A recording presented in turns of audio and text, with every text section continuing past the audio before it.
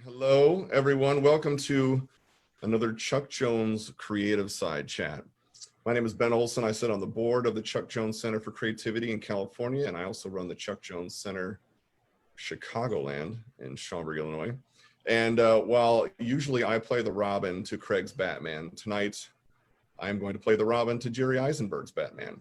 And we have a legend in the animation and TV film world that I just get a kick out of the more I read about him. And we are ecstatic to bring you this man tonight who was able to work with Chuck and his unit, who has some fantastic stories, a fantastic history and lineage, family history in the arts, and it's wonderful. And so if you can all virtually put your hands together as we introduce Mr. Jerry Eisenberg. Hello, sir. Good evening. Good evening, everybody. You are live. Behind me. Love the shirt. Love the shirt. How come I don't have a Chuck Jones t-shirt like you, Ben? I'm going to send you a Chuck Oh, Jones and my makeup lady is here. Did you bring 2 hairbrushes? Yeah, and with my gigantic forehead, I could use some toning down myself because I'm a little shaggy Not right enough hair for the now. You have way more hair than I do, and I'm completely jealous. So, Jerry, we are absolutely thrilled to have you for a number of reasons. And part of what thrills me is I never did have the opportunity to meet Chuck, because by the time I had met Craig, it was in 2008. And Chuck had already passed away in 2002. And so I feed off the memories and the stories of people who were influenced by Chuck. And you've got that. And not only did you meet Chuck, you got to work with him on numerous projects, which I think is fantastic. And I'm thrilled tonight to be able to interview you, sir, and hear your stories. And what I wanted to start with is to take it all the way back to the beginning, right? As we get into your history. And what I wanted for people who are watching tonight to know also is there is a site. We have Chuck Jones Catalog, and it is chuckjonescatalog.com/Jerry-Eisenberg, which has a complete catalog of some of Jerry's original art. We've got stuff from MGM. We got all kinds of good stuff. The Gillette commercial, which I'm going to bring up later. There's some sketches in there of him in the Roman costume. I love that one. So as we're doing the interview here, you can take a look at some of the pieces that are available on chuckjonescatalog.com/Jerry-Eisenberg. And Jerry, I wanted to get into your father and what he started. And I want to start at when you were born in 1937, he started at Terry Toons. And what I find fascinating about that is his intro into that in 1937 when you were born. He worked with a young man named Joe Barbera, who knew how many years later you would end up working with. Right. So as Harvey was kind of instrumental in that era of things, and he was doing a lot of stuff. He loved layout and design. You got into that, had to have some kind of influence on you as a child, and then you get into your high school years and you're doing the sports cartoon for the LA Examiner. I'm wondering what kind of, growing up in that atmosphere, what kind of influence, even maybe subconsciously, did that have on you? And I know you were into sports and basketball, but you were into layout and design and ad design. What kind of influence did that have on you? Oh, my father I used to watch him work. He had a room behind the garage that was his studio room. Years later, he rented an office in Culver City, but he used to do a lot of work out there. I'd go in and watch him work, and he'd show me things. And as far as influence, he did influence me. So what was it about layout and design that you found? Because in reading through a lot of interviews, I found that fascinating. Yeah, well, that came when I was graduating high school, and I was graduating that Scholastic Sports Association group at the LA Examiner. They gave me a 3-year scholarship to the Chouinard Art Institute. So going there, I took design classes, and I think I took an advertising, a lot of life drawing. And even when I left to start my career, I went to Art Center art school at night studying advertising design. I've always been interested in advertising design, industrial design, besides cartooning. which and I love, because I'm in the same kind of realm as that. So when I was reading that about your kind of history and what you enjoyed, what I find is our careers kind of take paths of their own. And as that was kind of a heavy interest, your father kind of had a key role as he was working with Joe Barbera, you know, and they were kind of starting things off in their unit there of at what you were about 19 or 20 when he suggested you go to MGM. Yeah, well, I was leaving art school at Chenard, and I needed a job. So my father arranged an appointment for me with Joe Barbera at MGM at their cartoon studio. So I went with my portfolio and I got hired as an apprentice in-betweener. And that's how it all started. So what was that like walking into, now obviously today we have the hindsight, right, of, and we know what legendary films came out of that and everything that you guys worked on. What was that like walking in and meeting Joe Barbera for an interview? Well, it was kind of exciting. My memory's a bit fuzzy. You know, that's pretty far back now. 1956, I think it was. But I had already met Joe maybe a few times because he and my father became friends in New York. And then Joe came out first, and then he got my father to come out. When I was born in New York, like in December 37, my father was already out here at MGM working with Joe. And then he had my mother bring me out when I was 18 months old. Not a bad way to start off your introduction into the animation world, and being taken at a year and a half into what would be a legendary studio. So, and what I wanted to bring up too was your father worked on he worked on Yogi Bear, worked a lot with that, but specifically even the cartoon, the comic series. Right. Well, in the comics, when he left MGM somewhere in the mid 40s, he wanted to work on comic books most of the time. I think he said, or I heard he could make more money. He was very fast, very good. He did tons of Tom and Jerry comic books, Droopy. And of course, later on, he did a lot of Hanna-Barbera books. He did some of the Disney comic books. I remember something, Mickey and the Submarine Pirates, and there was one with Donald Duck and Mickey. It was something like a Jack and the Giant Beanstalk or something. And if for people that are watching right now, there are some items available. It's some of your father's originals, right? Some of layout drawings from the Yogi Bear cartoon series, which are the comic series. Yeah, that was a daily comic strip he did for the newspapers.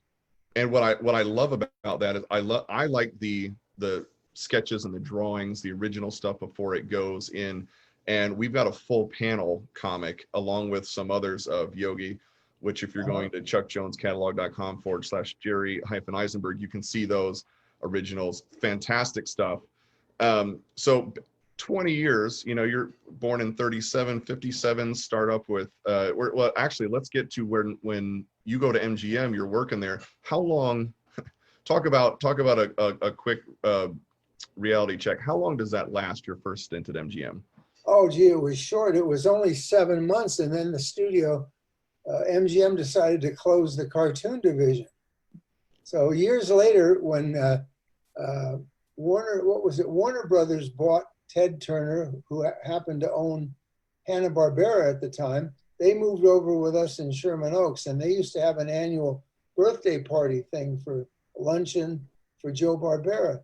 And one time when I'm up on the dais with some other people, I was thanking Joe for giving me my first job in the business. But I said, and then you closed the studio 7 months later. I said, you'll do anything to get rid of me.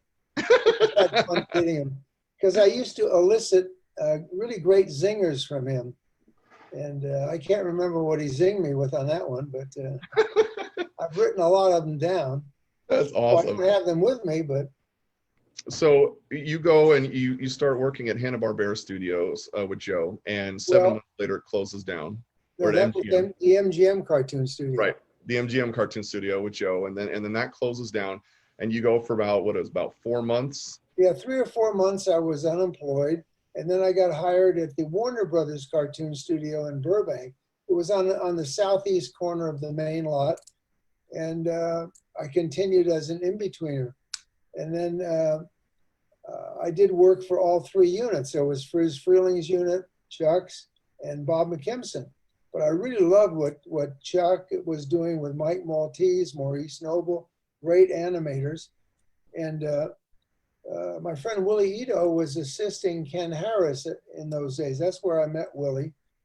And but he left maybe a year and a half or so after that to work with, I think it was Bob Clampett on the Beanie and Cecil TV stuff.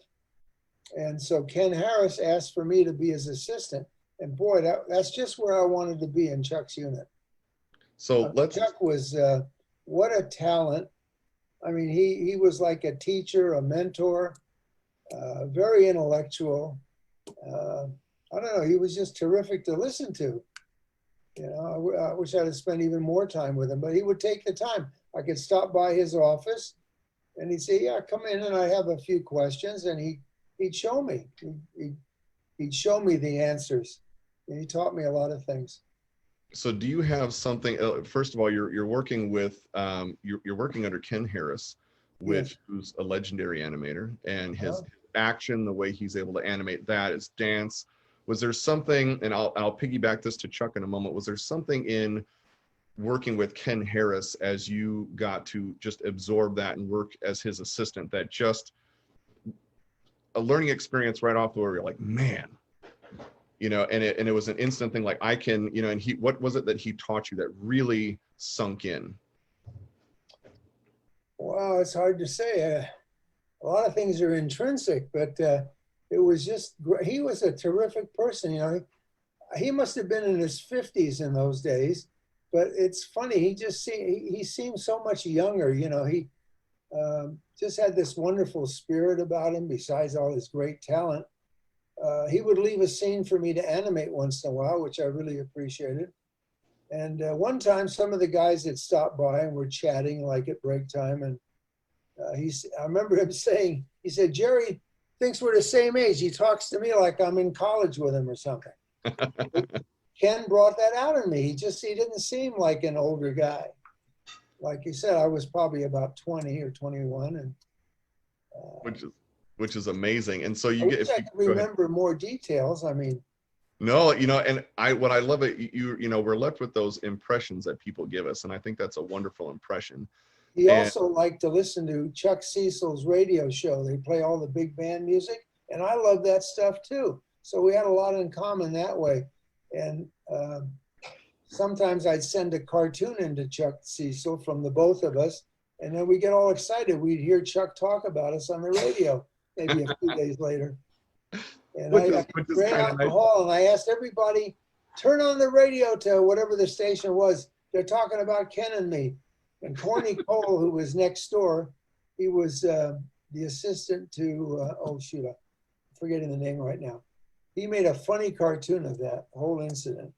Well, you know, to piggyback off that, which I love. So animation, you know, for when I'm studying and growing up and really wanting to get into that, I would always read stories, and you always see animators that where you're constantly caricaturing yourselves, situations, your friends, and Abe. So Corny Cole, Abe Levito, and what I was, and so to piggyback off this caricature thing, that dynamic between the three of you, what was that like? Because what I've read, and I've heard one story from you at the Chuck Jones family gathering last year, was that, you know, the interesting things that you would do about caricaturing each other.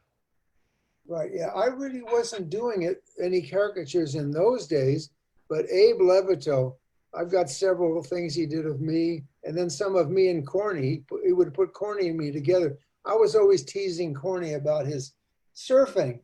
You know, like I'd say, Corny, when are you going to take me to Surf City or something like that? And Abe used to do these funny caricature gag cartoons. And then Corny was doing some. I can't remember who else. It was mainly Abe and Corny.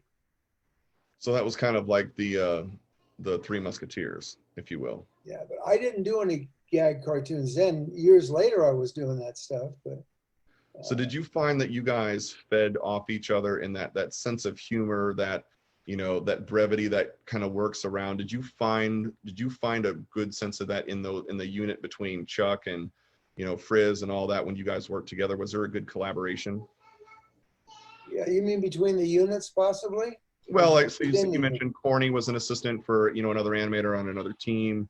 You Dick know, Thompson was his animator. Just came okay. And so did you guys find that good, like where you kind of have that good collaboration that things just gelled? Right. There was a wonderful camaraderie. I mean, like the coffee breaks every morning. I don't remember if we did it in the afternoon. They were the best, the funniest coffee breaks I've ever attended over the years. Better than at any other studio. Amazing, because Mike Maltese and this other cartoon writer from Bob McKimson's unit, Ted Pierce, they were so entertaining. And then Frizz's animator, Jerry Shinicki, he was so funny too. I mean, and the gals that would come in there, they were the best. I wish we would have had video cameras in those days, you know, and to pick up the sound also. I mean, I can't remember a lot of the funny stuff that was said, but it was, I remember Willie used to get hysterical once in a while. Well, and I'll let Willie, because I've heard some funny stories from both of you guys, and certainly Willie's got a couple of funny stories too from his time with Chuck. Probably.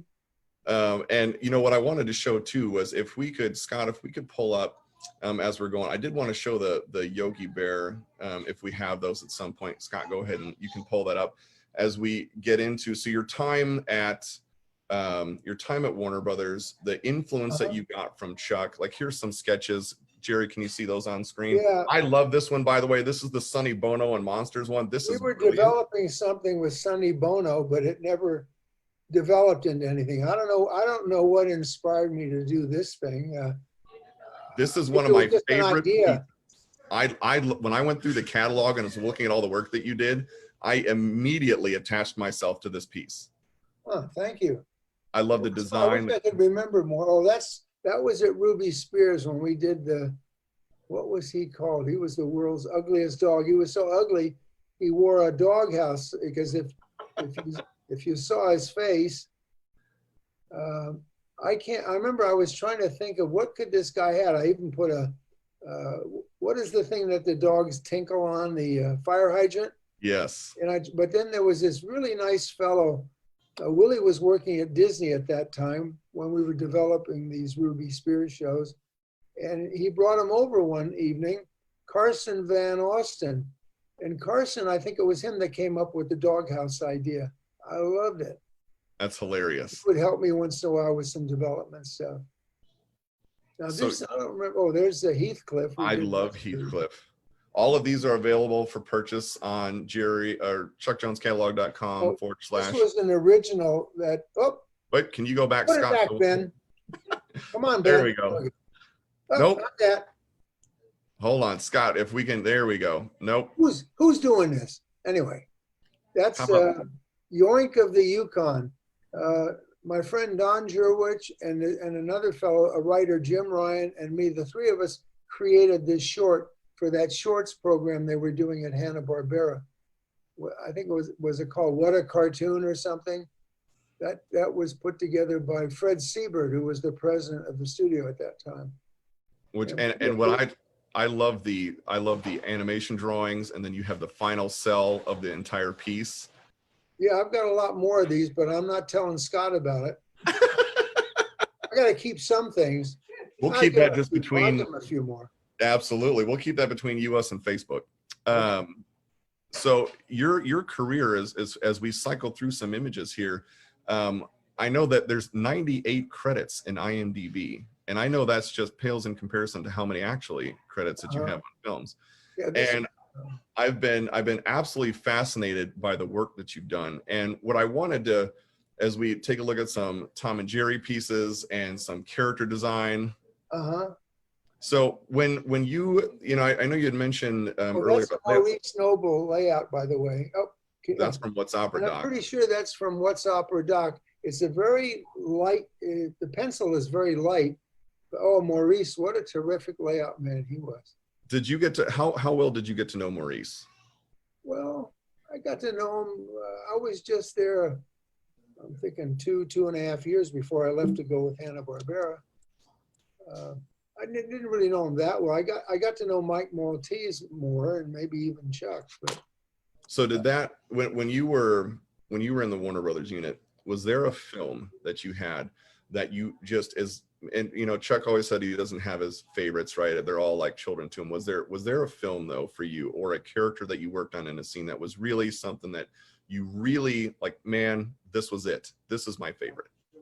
I don't know if I had one favorite, but I really love the character Pepe Le Pew. I love the way he was always after the black and white cat. He thought she was a skunk. Of course, I think Mike co-created the Roadrunner show with Chuck. That was always a lot of fun.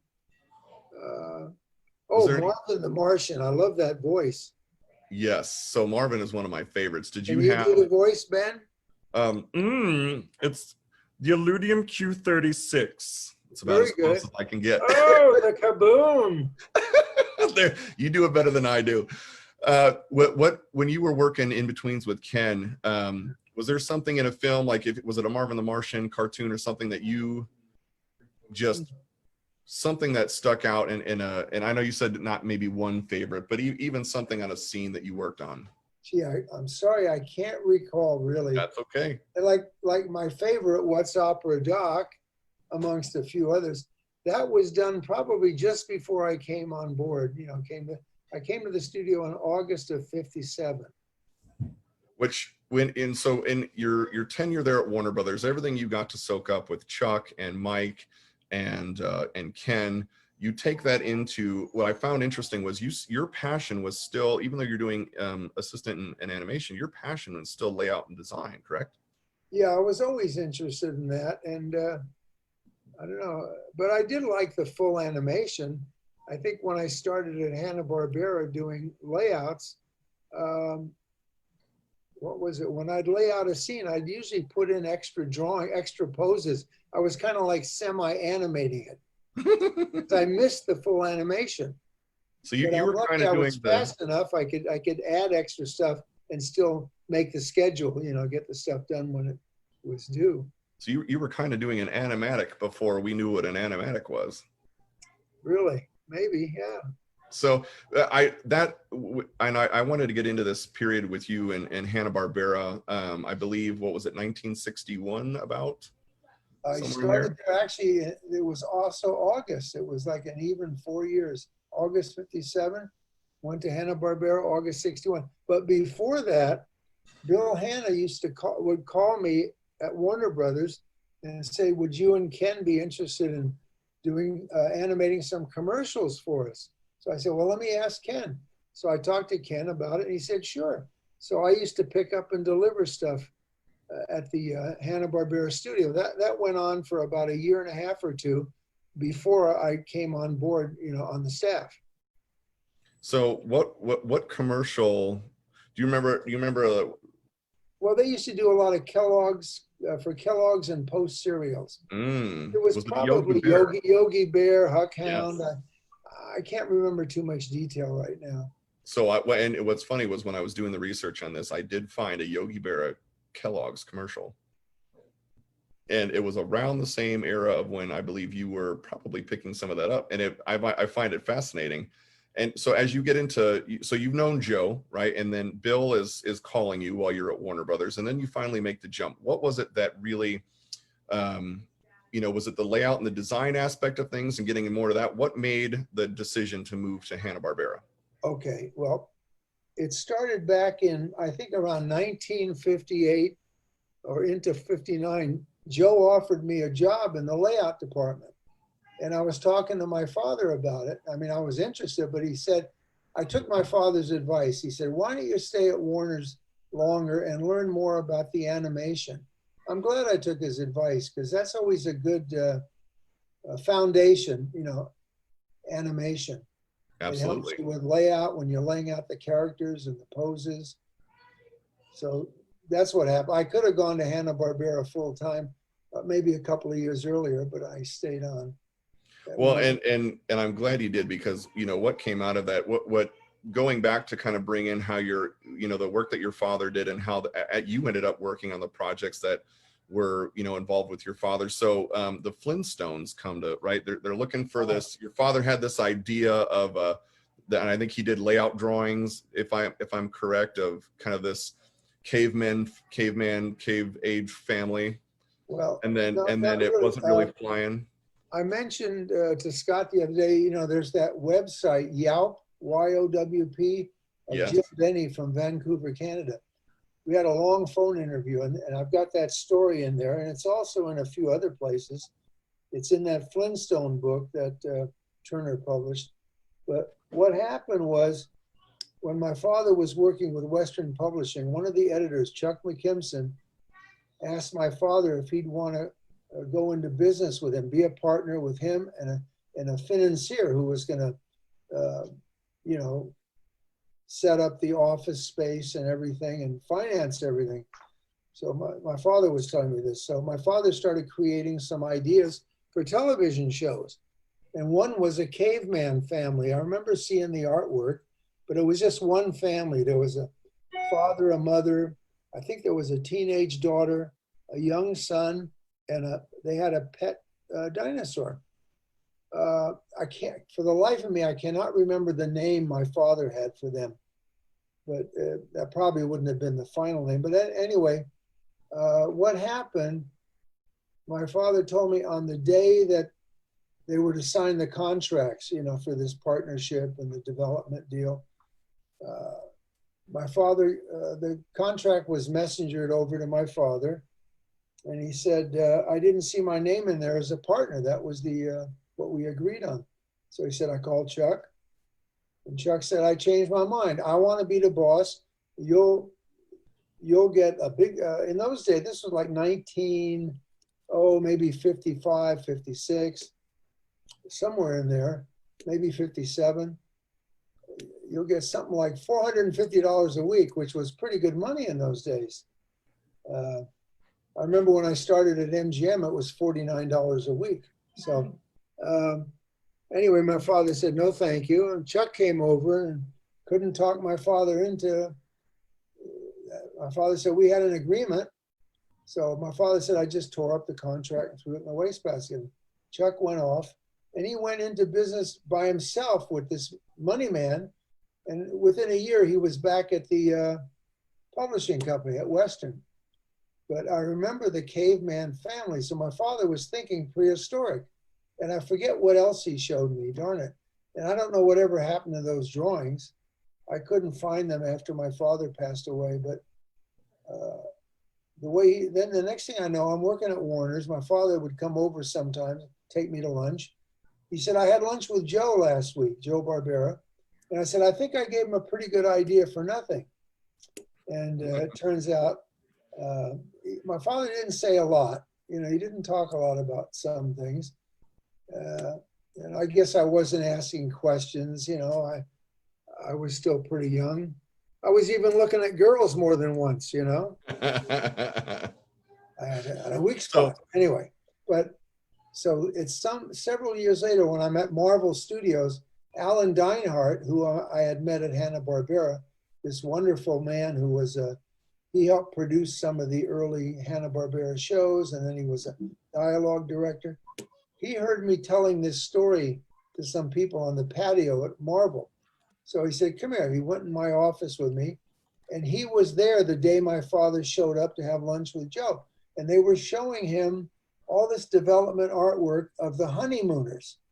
Joe, that was his favorite TV show. He wanted to do an animated Honeymooners, but none of the three networks were interested.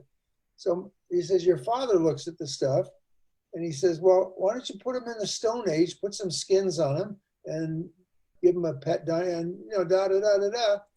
And that's what I call the seed concept. And then he said my father came back from lunch with Joe, and he went and found some paper and pencil. He made a drawing. He brought it into Alan's office and said, this is what they could look like.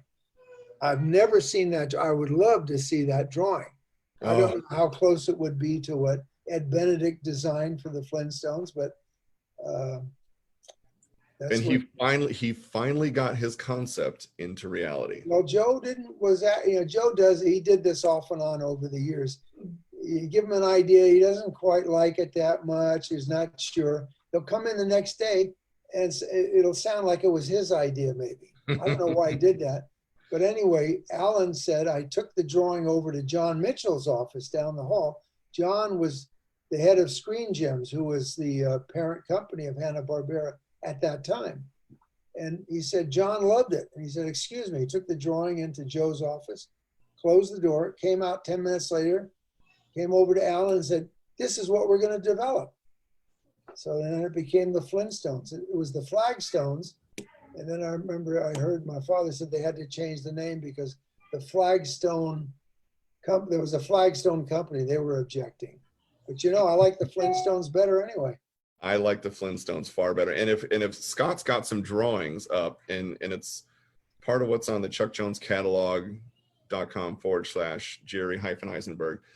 Jerry, these are yours. Yeah, that was done for a book, Flintstone book. I think one of our cartoon friends, Bob Singer, had his own business going for a while, doing children's books, and he was doing this one for, it must have been for Turner, who owned Hanna-Barbera, or maybe it was still Hanna-Barbera. And then he asked me if I'd freelance some stuff, so I remember doing stuff for one of the Flintstone books. And then I think we've got another one in there, don't we, Scott? Where there we go. Well, I found a couple more, which maybe Scott will want those. Oh, does Scott know about this? But he's got to have something for me, a cheeseburger or something. You know, I ain't just giving them away. Well, I love this, and this is a good time to just kind of chime in here a little bit on. You brought up Bob Singer, and there is a 50th anniversary Scooby Doo that we have, and you and Willie signed, and I believe with there aren't very many of these left from what I've been told. This is Bob was there when we were developing that show, I think. Yes.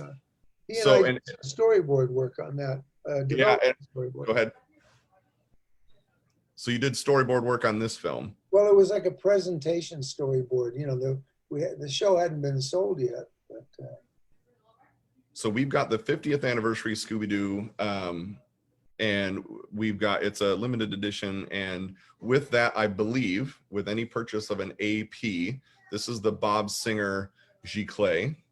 And I don't think there's many of these left either. So they'll give you, from what I've been told from Scott, the matching number to the AP that you purchased, but it's with an AP purchase. You get this Bob Singer Giclée, which I think is fantastic. And then the Scooby Doo is signed by both you and Willie. So I wanted to show that for everybody so they could see some of the work that you've got up there. Now, Bob, so in the comic side of things, were there times, so back to Joe Barbera, right, and your dad, Harvey, they did a lot of moonlighting from what I hear on comics. They would do their own thing. Maybe not a lot. Go ahead. Yeah, they co-created two comic books. One was called Foxy Fagin. The other was Red Rabbit. I used to watch my father working on those things in his home studio. And what he said to me, he said, now, don't tell your friends about this. Because he said, because Joe Barbera is under contract to MGM. I'm under contract to Western. And, you know, I guess they weren't supposed to be doing that stuff. They had a company in Chicago, I think it was Deerfield Publishing, that printed the comic books. And of course, they didn't have their names on them. They couldn't put their credits on. So do you know about how many, like how long that went on? And then did that influence, like as you got to see your father working on that with Joe, did that influence, you know, even as you got into working with Joe and Bill? Probably subliminally. Yeah. I can't say for sure. I used to love to watch my father work. I mean, he had such a great flow to his characters, you know, it's just, I can't think of some other words I'd like to, but I'm not sure how many they did. They might have done 10 or 12 issues of each. It could be a little more. And I forget why they stopped. Maybe they each got too busy with other stuff, you know? It's like when my father was doing the Sunday Yogi Bear comic page for the newspaper, plus the daily Yogi Bear. That was I never asked if that was more than 5 days a week. Was it 7? He had the Sunday page on Sunday. Anyway, he said they asked him to do the Flintstone Sunday page. And so he told me he did the first 5. And then I remember my father saying, I had to give it up. It was just too much work on top of the comic book work, the Yogi Bear newspaper work. So he had to, I think he said Dick Bickenbach took over the Flintstone Sunday page. Interesting. So as you get in with, Hanna-Barbera, the amount of work, like the legend, I grew up watching those on Saturday mornings. And you got to work on some pretty fantastic characters. As I went just through a short list of characters, Yogi Bear, Flintstones, Top Cat, Scooby Doo, the list goes on, Tom and Jerry. You did layout drawings for the Jetsons, and now was that before, as it was going into development, or how did that come about, your work with the Jetsons? And I believe we have a piece called Good Day, Madam, if Scott can find that one. But go ahead, Jerry. What about the Jetsons and that early development? Well, one day Joe got some of us together. We had like a core group of layout men, and he had some writers that at the end of production, which was usually, maybe September, October, we'd go into the development period, like 6 months for development, 6 months for production. Anyway, he called us together and said, we've got this idea for a family living in the, I don't know whether to call it the space age or in the future. I don't know who came up with the name. There's a lot of things I didn't even ask about, but I loved it. That was my favorite show of all the shows I did layouts on. I like the Flintstones an awful lot, but I love the future because, we could really use our imagination when it came to designing props, backgrounds, buildings, whatever, because there were no rules. There's no precedent. Who knew what the future would look like in 400 or 500 years? Although things don't change that much. You can look at, there's buildings in New York that go back 200 years or more, and they're still the same. There's a lot of new ones too, of course, but. Well, I'm wondering if we can put up, while you're talking about that, Scott, because we have some of this development work, like time travel with dog and some other things. I'd be fascinated to hear your input Scott, can you put up some of those Jetsons drawings? Okay. See if we can get those up. Because what I love about what you said is like, who knows what, that's Fang Face. And you get into Alex Toth. There's the Gillette stuff. Well, I'm going to get into that because there's a whole bunch of good stuff there. But if Scott can find the Jetsons, it's the time travel with dog. It's the Good Day, Madam. When you had mentioned no rules, right? And so you're coming up with whatever. We'll get back to, and Scott will find those. We could really use our imaginations. I love that. I love designing stuff on the Jetsons. So what kind of, you're told to do a car, you could do a flying car, you could do whatever. I love the idea of walking a dog, but the kid's not walking the dog. He's in a little capsule and the dog's in a capsule and he's floating past the thing. What kind of things when you were in development that you just let your mind go? Do you remember anything that kind of stood out as far as whether it's just, man, this would be the wackiest thing ever if this happened? No, I can't remember. Let's see. There was Iwo Takamoto was very involved. Willie Ito, I think, was on the development, myself. One of the cartoon writers, Tony Benedict, he brought in a book one day called, we were developing this show in 1962. He brought in a book with the title 1975. And it had all these photos of modern items, whether they were appliances or furniture. People were showing what things might look like in 13 years. That was interesting. But I think what influenced me a lot, there was a Brazilian architect. He was originally from Germany because his name is Oscar Niemeyer. And I had a catalog of his work, of his architecture. And his stuff was very, very futuristic and modern. And some of that inspired me. I think I used some of that stuff. So I think adaptations of it. Scott's got one up right now. If we can put that one up, the time travel. I love this piece. Oh yeah. This was probably done by Dan Gordon. Okay. Dan was an old-time cartoonist from New York. He he and Joe and my father worked together in New York also. Dan did comic books, plus working in animation. But he was at Hanna-Barbera, and he was a real good idea man. He came up with a lot of these type of ideas for the series. And so, Scott, do you have Good Day, Madam? Because I think this one's hilarious also. Everyone's in their little pod, in their little machine, which how apropos to today. We'll see if Scott can put that up. So as you're working on films, and you mentioned you're putting together development for the Jetsons, is that something that you just found absolutely fascinating? Is that development of series that haven't even been created yet, and the freedom to just think? Yeah, we were like helping to create this new thing, whether it's create an idea for a character or just designing the characters. So when it came to the Jetsons, was there a character or kind of a scenario that you particularly were fascinated with? Yeah, I loved, I think it was Tony's idea. Probably started with Joe. Joe always liked having a dog in most of the shows. Because, if you're thinking about it, it's the #1 pet in the world, probably. But Astro, the dog, and Ewo designed Astro. I love the look of that Astro and the way he talked. I love the scenes where he would be walking along with George Jetson, and he'd have his arm around George's shoulders. Just Yes. Damn thing. I saved some cells from that. I wish I'd have saved more stuff.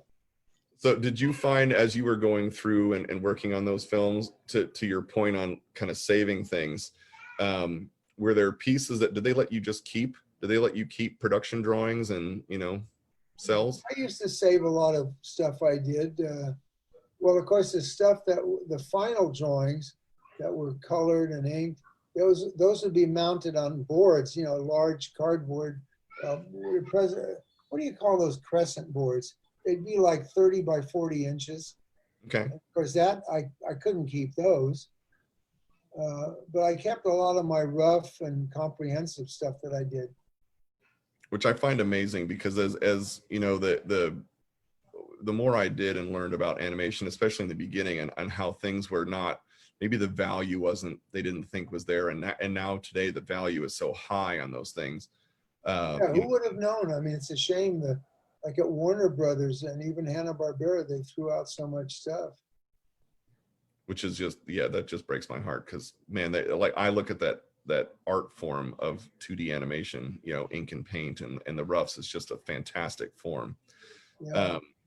When you got into, what was the next phase of Hanna-Barbera for you before you took your next step? What was the kind of the going memory of Hanna-Barbera before you took your next step in your career? Well, there was a time in 1974, there was a Japanese fellow that worked with us in layout, Takashi Masunaga. He went back to Japan. The Sanrio company, they're the people that do the Hello Kitty toys and stuff.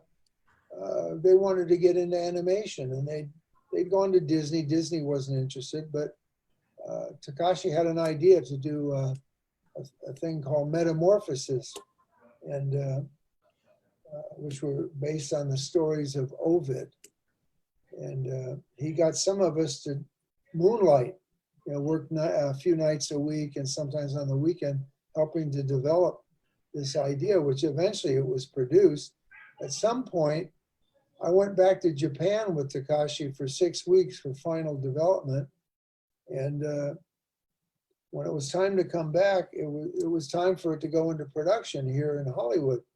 So I wanted to stay with the project. I didn't want to just moonlight, so it was an easy choice. I gave Hanna-Barbera my 1 week notice, and I went to work full time on the Sanrio project because it offered me some new experiences.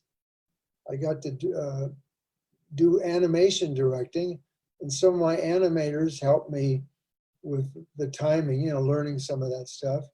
And I loved it. I did a sequence called Perseus.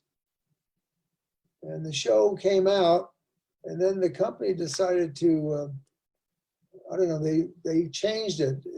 now it's called Winds of Change, and they changed a lot of the music. I mean, we had the Rolling Stones did a song for the Phaeton sequence. We had Joan Baez do something for the opening. Takashi wanted to get Elton John and Bob Dylan, but he couldn't get those two guys. Well, you go big, right, and see what you can pull in. But the Rolling Stones did a great. I had a cassette of that. It's never been released. It was called something like Crisscross, and then there was a fire at Marvel. Unfortunately, I had my tape cassette there. Oh, got destroyed.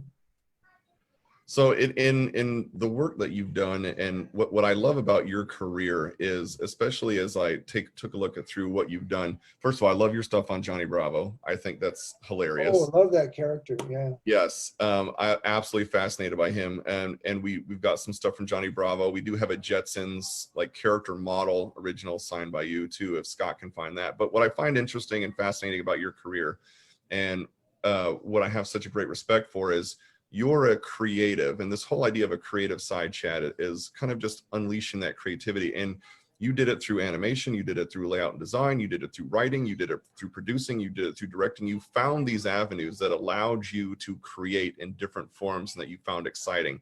Yes. And I'm wondering, as you made that step into directing, which you had just mentioned, the fascination, you've got this history of great directors, that you've worked with. How did that pull into what the sense of timing, the overall story? How did that influence your directing?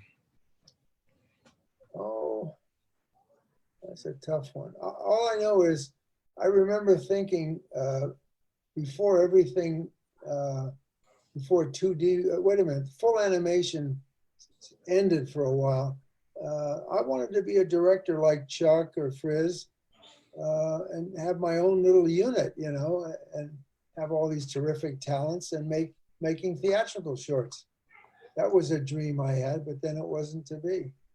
Well, and I would be remiss if I didn't mention another fantastic directing talent that you worked with, which I find, and I would love to hear about this, Tex Avery. Oh, the only thing I did with Tex, see, he'd already left MGM when I started there. But I was doing some freelance in-betweens for Tex. He had an office in West LA up near that Mormon temple. And I used to go by there and pick up an assignment, go home, and in between the stuff, take it back. But I never got to know Tex that well, but I loved his cartoons. Yes. All those cartoons with the wolf and that wonderful girl that Preston Blair designed. And Scott, if you can start rolling some images too, because I would love to roll through. We've got some great Jetsons pieces, Scooby Doo. We've got some Yogi Bear spots. How do you find it a little? Obviously we've done so many different things. Loved your work in the Muppets. Oh, that was a development thing I was doing for the Muppet Babies. Yeah. Which I love the Muppet Babies. You did, if I'm correct, you did do some work for Mickey Mouse. What was it? Mickey Mouse Clubhouse? I can't remember. I freelanced a couple of little things. Never worked on staff at Disney's. Although I used to love to go to the commissary there. I'd visit Willie and other people. Nice. So we've got some images rolling through here. Love this shot of the plane in this cell. Again, yeah, that one is not as wacky as some of the planes I designed, but it's kind of fun. I can't remember what I was thinking on this one. And how come there's somebody missing from the front seat? That's a great question. This was a development thing, and I guess it never sold. I used to love to do these kind of cars. Well, and I love your sense of perspective too, and just what you created in your concept, specifically vehicles and environments. Oh yeah, this is from the Hong Kong Fooey development. There's another drawing of the sergeant. I know I've seen, I don't know where it is right now. But I think Scott has this one, I guess. And yeah, all this is. I did several different versions of what Hong Kong Fooey's car could be like. But so what in there you go. It was like a takeoff that Joe wanted on Car 54 with a dog. But he wasn't able to sell that one. Love this piece. That looks like Joe's rough sketches down below. I guess that's, who's the dog? Is that Spike? I'm not sure. Oh, We've got, I believe that we looks have, like a Joe Barbera sketch. so Yeah. this is a, yeah, and again, everybody can take a look at this on chuckjonescatalog.com. You can see the link down there / Jerry Eisenberg. Some fascinating work as we scroll through. And what I did want to show too, this, I love this piece. I'm a Marvel fan. Yeah. Yeah, that And was our studio Christmas card or whatever. so yeah, my son's a big Hulk fan, and my youngest son. So this one, I got a kick out of that. What There's I want, the pandas and meatballs and spaghetti. Okay. love this layout drawing. So could you like, and if we can pause on this for a second, I love this kind of stuff in development, and I love the rough blue pencil. Can you tell us a little bit about this? It's from the Johnny Bravo, series. Mm-hmm. There's some other drawings that I like better than this one. Maybe Scott doesn't have, there's one, a building, it was a nuclear building. I like, oh, who was that? We'll see if we can find that, because I didn't get around to blacking this one in. See, Van Partible, who created the show, it says Aaron City there. Aaron City, you know, I think he must have lived in a place called Aaron City. I think he's from the Philippines. Okay, yeah, I love this, and just the whole essence of this is what got me into and fired up about animation, is seeing the concept sketches of stuff that went in the roughs. But then there's some backgrounds I did that I like better than this one. I would love to see the background. Scott doesn't have my better ones. We'll have to get on Scott for that. And what was this? This was another. It almost seems like the Honeymooners here, like Jackie Gleason and Art Carney, maybe. I can't remember the concept idea for this, darn it. So there's a, I want to go through too, in the commercial that you worked on with Chuck. I think that's from it. If I can bring it up here in a second. Yeah, it just says Future CAD Gag is what I have as the title on that one. But there is, if we can go to the commercial that you did for Gillette. So Okay. Scott, if you can bring that, there we go.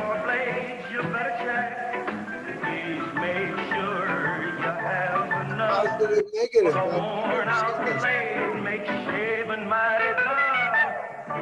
are you fixed for blades? Better look. Gillette blue blades, So I got a kick out of when I went researching for this and found out that you worked with Chuck on the Gillette commercials, and there's some pieces. And Scott, if you can bring up the drawings, because there's one in particular, the Gillette Pear 2, and then there's the Sharpie Roman, which I absolutely love because it reminds me a little bit of, it kind of has a Marvin the Martian feel to it. Oh, okay.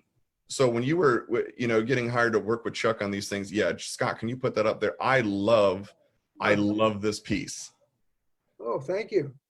And Glad I saved those. Yeah, I'm glad you say those too. I love the lettering. I love the character design. I find it absolutely fascinating. And then if Scott wants to roll through a little bit, what was your process with Chuck on this? And when you did the Gillette commercial, well, I can't remember. Gosh, I must have had conversations. Chuck must have had certain ideas. I'm pretty sure Ken Harris must have done the animation also. So was this something that you worked freelance with them on? I can't remember for sure. I thought it could have been just part of my daytime routine. I can't remember for sure. So I love this one also. Just the whole design of it, this is what gives me a little bit of the Marvin the Martian feel, as if I'm going into the Martian magnet and pulling levers, and love that kind of, it's just a beautiful design. And then we've got, do you have the time machine one, Scott? Sharpie Roman. So he'll scroll through a couple of these here. And then there's this one. All right, other than that Gillette one with the lettering and whatnot, this is probably my tied for first favorite of some of the sketches. I love it. I love what you did with the character. Like, I wish I could remember more about. I put the G for Gillette on the shield. So I'm telling you right now, if a couple of these aren't gone by the time we're done with this. They will be gone when I put them in the cart and buy them myself. Yeah. I can't remember what Chuck had in mind for, so like, who is this girl? And who are the two guys? And what's the six with the Roman numerals mean? I don't know. Oh, there's so much I can't recall. So, well, and you've got an incredible history of what you've done. And obviously we're blessed to have so many examples of your work and what you've collaborated on. We've got a few minutes left here. And I just want to thank you so much for your time in this, because only a few minutes. Hey, I got lots of stuff to talk about, Ben. Well, then I've got an hour and 10 minutes and we can just keep going. So do you have thoughts on, and current animation, like current projects, how you kind of continue that idea generation and what you're working on today? Well, today I call myself semi-retired. I'm closer to retired, but I work on my own ideas, character designs or whatever, and I do cartoons for family and friends. I don't know. I was helping a small company for several years, starting around 2010, called Meacham Media. I was doing a lot of development work, character design work for them, but unfortunately they weren't able to sell anything. It's so difficult to sell ideas now. So I haven't done anything with them for a couple of years.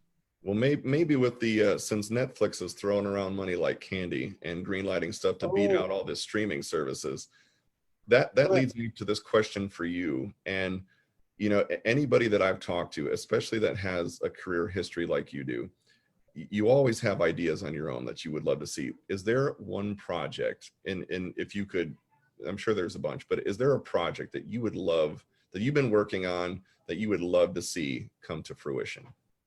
I'd have to look through some folders of personal ideas that I've put together. I'm not recalling anything in particular right now. Well, and that's a great answer, because I don't want somebody taking the idea and then doing it. Well, that's right. So we'll find a folder and then show you a few things, but then right. But we'll keep it. It just is there.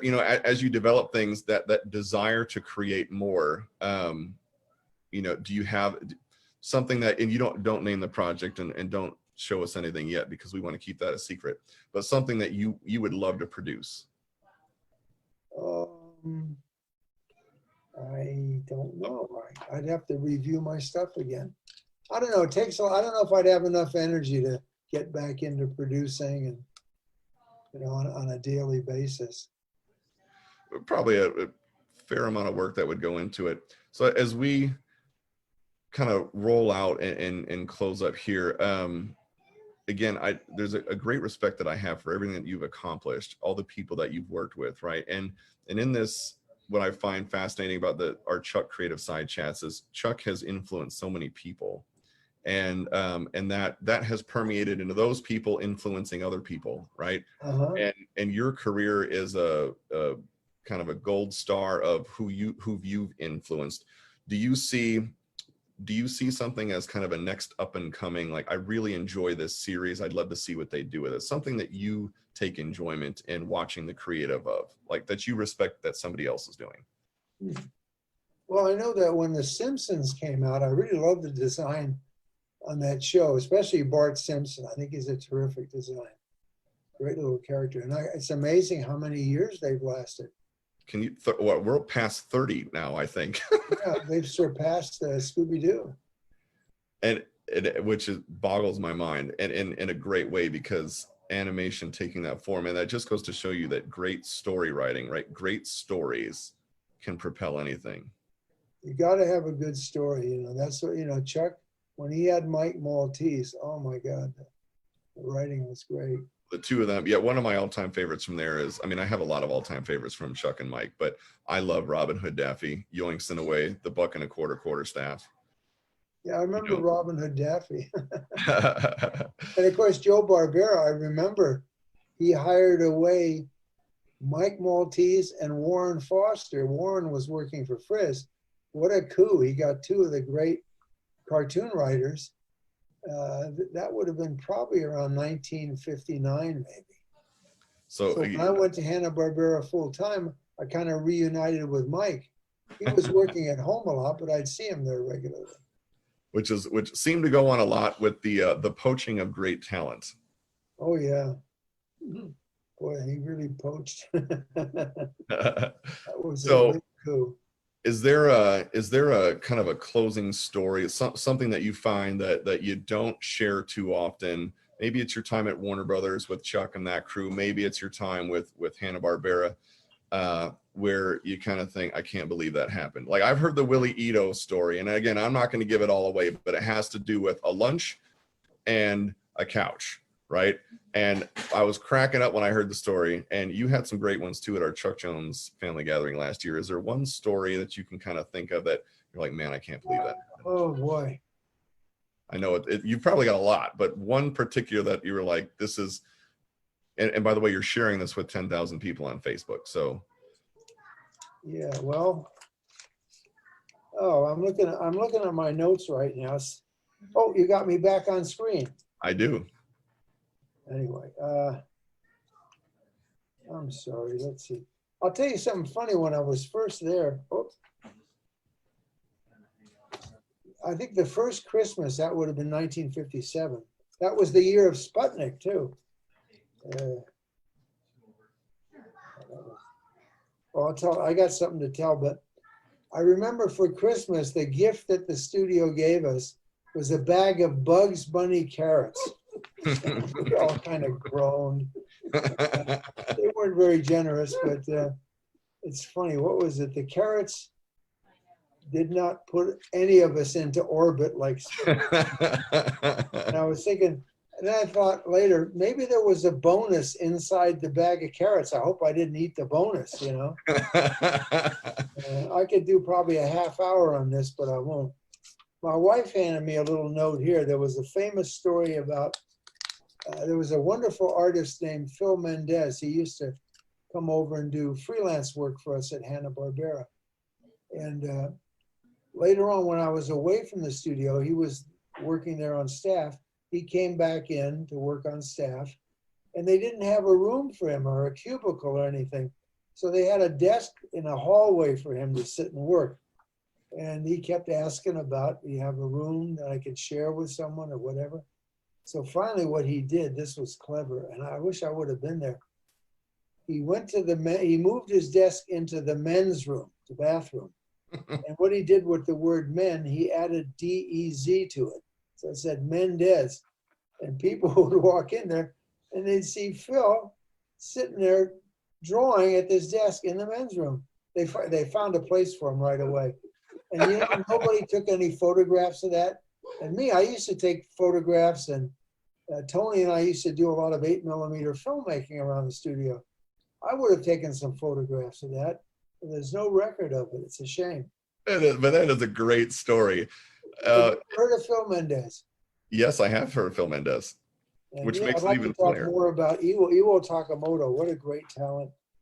Well, you know what? Actually, so I don't have, this isn't like NBC broadcast, right, where I have a hard break. What I want to do, but because I'd like to hear about Iwo, because I noticed in some of the interviews you mentioned him. Before I do that and let you go let you kind of discuss Iwo, what I wanted to say too is I believe that anybody who purchases anything today, chuckjonescatalog.com/Jerry-Eisenberg, you will do a dedication, and if it's not signed, you'll sign it, and then I believe there's a dedication and something that goes along with it, from what I've been told.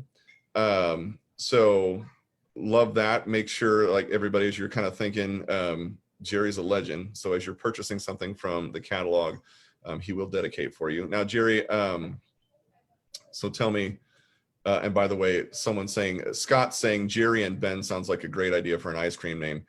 I think we just flip it and we do the Jerry and Ben ice cream. There's no copyright infringement. Hey, that's right. Well, right? Instead of Ben and Jerry's, but no, but we'll flip it. We'll do Jerry and Ben's, and then that way we can capitalize on a whole different market. So you brought up Iwo. Could you discuss like your affinity with Iwo? When I started at Hanna-Barbera full time, after freelancing, Iwo joined the studio the same week I did this, and that's where we met. he had come from Disney. He'd spent 16 years at the Disney studios. And what a terrific artist, you know, he's pretty much self-taught. And even he did a lot of straight drawings, you know, like life drawings, beautiful work. And he was also very intellectual. That's what attracted me to him. His conversations were so interesting, like with Chuck, you know, and maybe a few others, Paul Julian. We both were bachelors. Well, no, he was married, but his wife was up in Canada with their baby. I think they were like separated. We used to go out to dinner a few times a week. We used to work a lot of nights and got to know each other pretty well. And then, what was it? A couple of years, 3 or 4 years later, he got divorced and then he got remarried. And he left me. I wish he was still here so he could hear that. It's a shame Iwo isn't still with us. You know, what a great talent, you know, and what a great intellect. And it's someone I highly recommend you, like those who are watching, Google his name and take a look at what he's done. Absolutely. Also, he did, his sense of humor came out. He did tons of gag drawings of him and me and Willie, a lot of stuff of me. I guess I used to say all kinds of silly, crazy things, and it would inspire a new gag cartoon. I got a stack of stuff of his. And so did you keep a lot of those drawings? I did. I have everything. Oh. And luckily, when I was at Marvel, I happened to have them with me at the studio at one time. I think I was copying them. And someone set fire to the building one night. But fortunately, they were down low enough in a cabinet. They survived. A lot of the edges are singed. There's a little water damage, but his sense of humor was fantastic. It would come out in those gag drawings. His sense of humor with dialogue. And I would die, and I say that only figuratively, to see if there's some way in the next coming weeks, months, whatever, if there was some way to maybe highlight some of those drawings, maybe there's some scans or something that we could show on the, you know, on a Chuck Jones blog or something like that, and do a little write-up on you and Iwo and those and Willie and those gag drawings, because I would absolutely love to see those. Great. I'd be happy to show you. I can make some extra copies. I once made a copy of everything for Iwo at one of his birthday parties. I gave them to him. And then after he passed away, they had a memorial for him at Warner Brothers in a big lobby room they had. And Amy Wagner, this gal that was working at the studio, she put it all together. She surprised me when I got there. She had all these copies that Iwo's widow had that I'd given him. And she put a whole bunch of them up on the walls. You know, all these crazy caricatures he did of me. And that was a nice surprise. You know what? And I'm gonna tell Scott Dickin right now. I'm like, Scott, we need to make something happen there with Jerry and those drawings, and maybe a little blog post on creativity between him and Iwo. I think that would be fantastic. Great. So Jerry, I just want to be respectful of your time. Also, I want to thank you so much for what you've done and just coming on here today and sharing this creative side chat. Why I think this is so important is the more I've been able to meet you once in person, which was an absolute blessing last year. Oh, really? I'm sorry. We must have met at the Chuck Jones Gallery or something, huh? We did. I'm a very forgettable person, so I just kind of blend in with the background. But I did get to meet you at dinner. We went to that restaurant, and I don't remember where it was. We had a giant bus. Remember that? Oh, wasn't that the one where they did there was a play, a murder mystery play with dinner?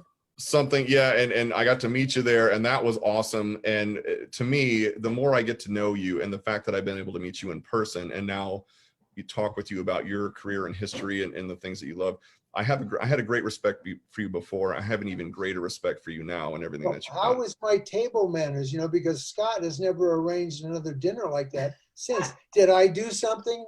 You know? Well, we had to put you at the back of the room, Jerry. Oh. Come on, I'll behave. I'll have a dinner for 4 or whatever, 3. Like when we can get back into it, I'll sit with you and whatever, and you can do whatever, you do whatever you want. We'll just tell the waitress it's fine. Oh, great.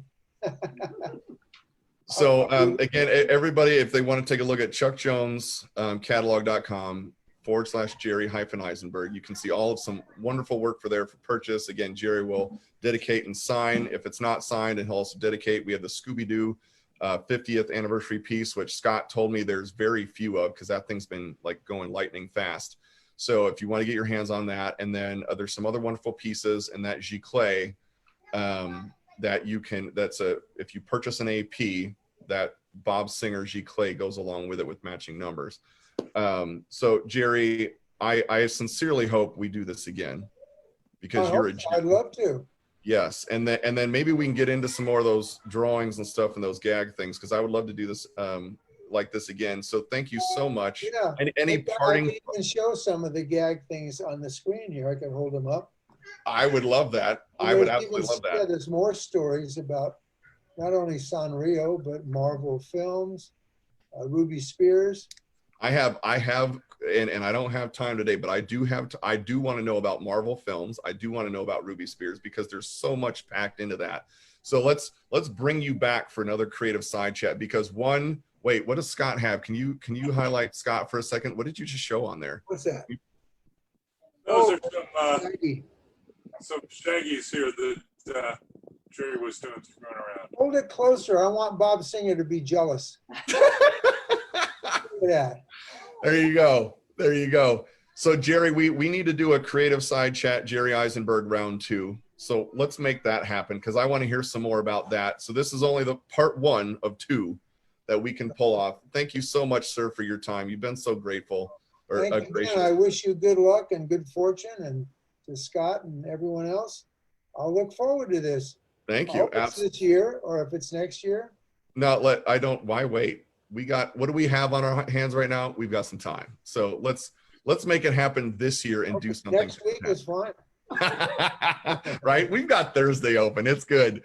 Well, thank you so much, sir. You have a wonderful and great evening. We look forward to seeing you again. And to everybody watching on Facebook Live, by the way, your wife, you're gorgeous, dear. I love the shirt, the tie-dye. That's my betrothed there. Look. Absolutely. We are serious. And no mooning here. Come on, stop it. That's all right. You're good. We are serious about for a her. second. You're good. So She's thank you so much. Thank you, everybody, for joining. Absolutely. Have fun. Thank you, guys. Have a good night. Thank you, audience. Yes. Thank you, Facebook Live. Thank you, Zoom. And we will see you again next time. Looking forward to it. All right. Take care. Thank you. Okay, Ben. Bye-bye. Well, that was fun.